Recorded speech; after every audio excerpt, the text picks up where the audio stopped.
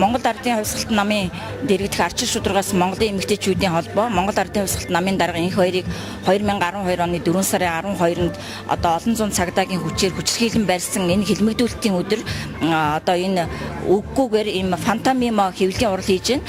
За урд нь бид бас ийм фантомимо хэвлэлийн урал хийж исэн. За яагаад бид нар энэ одоо энэ хилмигдүүлэлтийн эсрэг ийм одоо арга хэмжээ хийж яах вэхээр Монгол оронд одоо ардчлалыг одоо ардчлалын үнд зүйлийг үгүй хийж тийм ээ. Эвлэлдэн нэгдэх дуу хоолойгоо өргөх. За тэгээд одоо инх манай Монгол Ардын Хувьсгалт намыг улс төрийн одоо сонгуульд оруулахын одоо элдв янзаар хавчин хяхаж за манай намын дарга энх хоёрын одоо улс төрийн эрхчлөлөө боогдуулж байгааг бид бүхэн эсэргүүцэж өнөөдрийн энэ фантомимо хэвлэлийн хурлыг хийж байгаа. Ер нь одоо сүүлийн одоо дөнгөж өчигдөр харахтал тийм ээ юу одоо манай энх хоёр даргыг хүчирхийлэн баривчилсан яг тэр одоо үйлдэл нь арчилсан намын одоо их хурлын гишүүн Баттулга дээр дахин давтагдлаа.